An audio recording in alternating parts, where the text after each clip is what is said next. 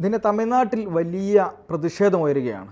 ഒരു യൂണിവേഴ്സിറ്റിയിൽ, അണ്ണാ യൂണിവേഴ്സിറ്റിയിൽ തന്നെ, അതായത് അവിടെയുള്ള ഒരു പാവപ്പെട്ട പെൺകുട്ടി അതിക്രൂരമായി ബലാത്സംഗം ചെയ്യപ്പെടുന്നു.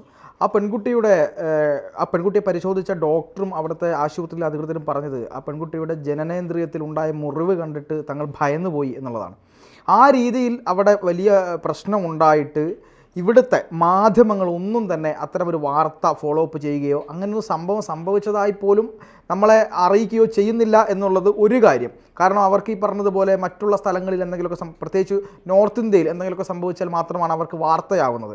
ഈ ഇന്ത്യ സഖ്യം ഭരിക്കുന്ന എവിടെയെങ്കിലും എന്തെങ്കിലും സംഭവിച്ചു കഴിഞ്ഞാൽ ഈ പ്രധാനമന്ത്രി അല്ലെങ്കിൽ യോഗി ആദിത്യനാഥിനൊന്നും കുറ്റം പറയാൻ സാധിക്കാത്തത് കൊണ്ട്, പ്രിയങ്ക ഗാന്ധിയും രാഹുൽ ഗാന്ധിക്കും ഒന്നും അവിടെ വന്ന് ഷോ നടത്താത്ത ആവശ്യമില്ലാത്തത് കൊണ്ട് മാധ്യമങ്ങൾ വലിയ ശ്രദ്ധയൊന്നും കൊടുക്കാറില്ല എന്നുള്ളത് തന്നെയാണ്. ഇതുപോലെ തന്നെ ബംഗാളിലും ഒരു ഡോക്ടറെ ക്രൂരമായി ബലാത്സംഗം ചെയ്ത് കൊലപ്പെടുത്തിയല്ലോ. അവിടെയും ഈ പറയുന്ന പ്രിയങ്ക ഗാന്ധിയോ രാഹുൽ ഗാന്ധിയോ ഒന്നും പോയതായി നമ്മൾ കണ്ടില്ലല്ലോ. ഇല്ല. അപ്പോൾ ഉദ്ദേശമൊക്കെ നമുക്ക് വ്യക്തമാണ്. അവിടെയാണ് ഈ പറയുന്ന അണ്ണാമലൈ എന്ന് പറയുന്ന BJPയുടെ തമിഴ് സംസ്ഥാന അധ്യക്ഷൻ്റെ റോൾ വളരെ വലുതാണ് എന്ന് മനസ്സിലാവുന്നത്. കൃത്യമായി അദ്ദേഹം സർക്കാരിനെതിരെ നീങ്ങുന്നു. വിജയ് പോലും ഇടപെട്ടത് ഈ പറയുന്ന അണ്ണാമലയ്ക്ക് ശേഷമാണ് എന്നാണ് നമ്മൾ മനസ്സിലാക്കുന്നത്. അണ്ണാമലൈ തെരുവിലാണ്. വലിയ പ്രതിഷേധമാണ് തമിഴ്നാട്ടിലുള്ളത്. എന്തൊക്കെയാണ്? ശരിയാണ് പറഞ്ഞത്. BJPയുടെ സംസ്ഥാന അധ്യക്ഷൻ അണ്ണാമലൈ, BJPക്ക് ഒരു സംസ്ഥാന അധ്യക്ഷൻ ഒരു സംസ്ഥാനത്ത് ഇത്ര വലിയ പ്രതിഷേധം കരുത്തോടെ ഉണ്ടാക്കുന്നു എന്ന് പറയുന്നുണ്ട് എങ്കിൽ അതിൽ ഒരുപാട് കാര്യങ്ങൾ നമ്മൾ മനസ്സിലാക്കേണ്ടതുണ്ട്. സത്യത്തിൽ തമിഴ്നാട് മുഖ്യമന്ത്രി സ്റ്റാലിൻ എന്ത് കോപ്പാണ് അവിടെ ഉണ്ടാക്കിക്കൊണ്ടിരിക്കുന്നത്. ഒരു പെൺകുട്ടിയെ അതിക്രൂരമായി ബലാത്സംഗം ചെയ്യുന്നു. പാർത്ഥൻ പറഞ്ഞതുപോലെ അതിൻ്റെ ജനനേന്ദ്രിയത്തിൽ ആഴത്തിലുള്ള മുറിവുകളാണ്. അതായത് കൂട്ടബലാത്സംഗത്തിനാണ് ആ പെൺകുട്ടി ഇരയായി എന്നാണ് പറയുന്നത്. അപ്പോൾ എന്നിട്ട് ആ പ്രതിയെ സംരക്ഷിക്കുന്നു.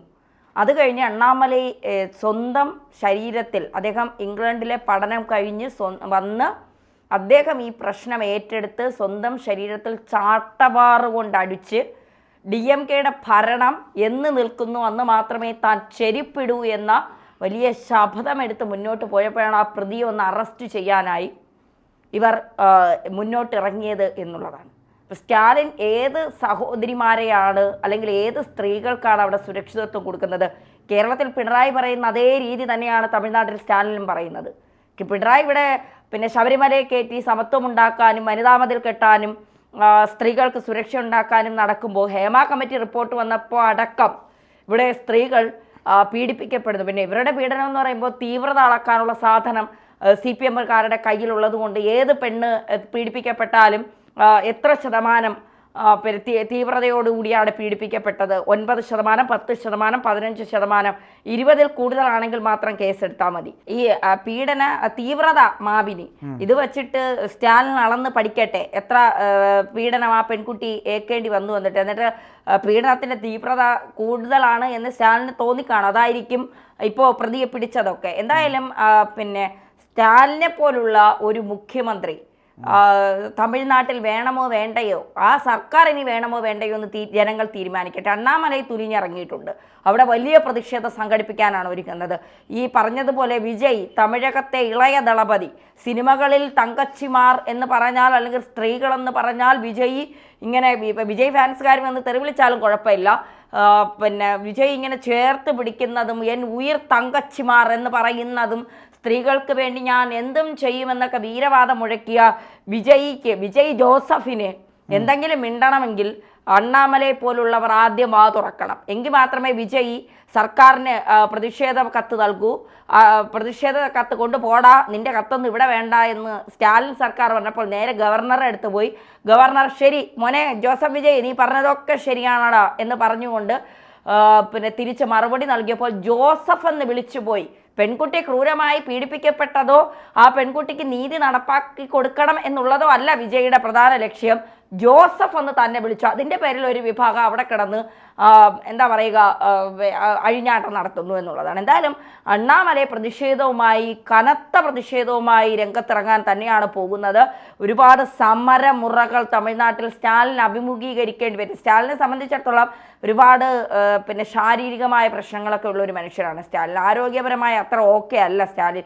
അതുകൊണ്ട് സ്റ്റാലിൻ ബുദ്ധിപൂർവം എന്താ നടത്തിയത്, തൻ്റെ മകനെ ഉപമുഖ്യമന്ത്രിയാക്കി.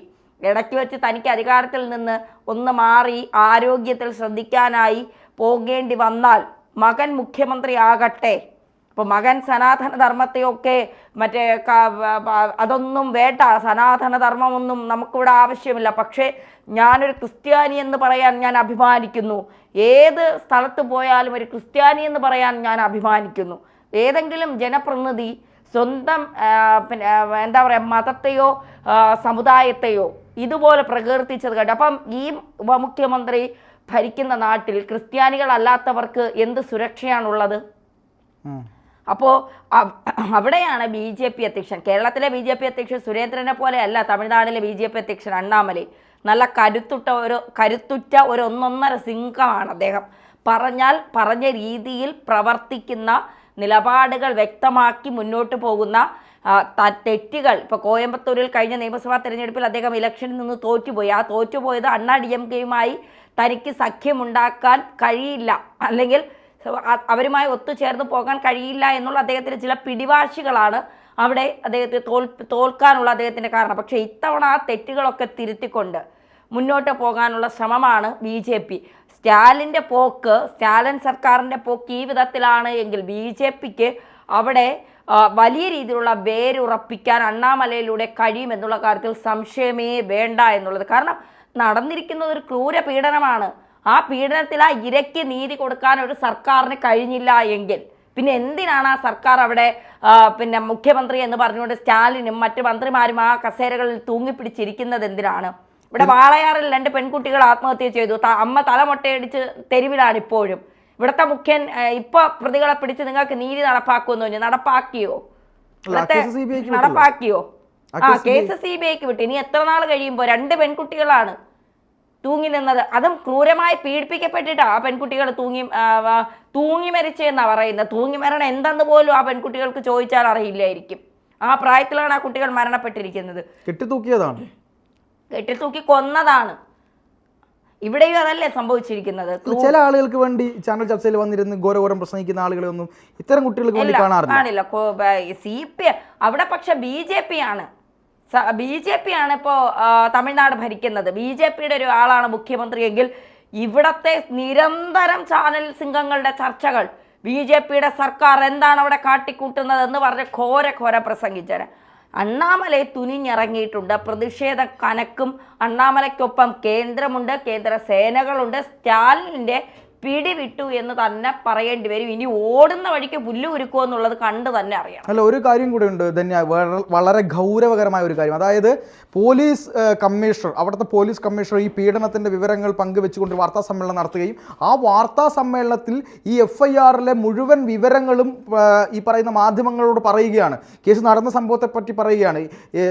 സുഖകരമായി പ്രതികൾക്ക് രക്ഷപ്പെട്ടു പോകാനുള്ള എല്ലാ കാര്യവും അദ്ദേഹം അവിടെ തന്നെ ചെയ്തു. എന്നിട്ട് പറയുകയാണ്, ഈ കുട്ടി ഡ്രസ്സ് ധരിച്ചത് നീളം കുറഞ്ഞ ഡ്രസ്സ് ധരിച്ച് പ്രകോപനപരമായി നിന്നതുകൊണ്ടാണ്, അല്ലെങ്കിൽ പ്രലോഭിപ്പിക്കുന്ന തരത്തിൽ നിന്നതുകൊണ്ടാണ് പീഡനം നടന്നതെന്ന ഒരു വലിയ പ്രയോഗം അവിടെ അദ്ദേഹം നടത്തി.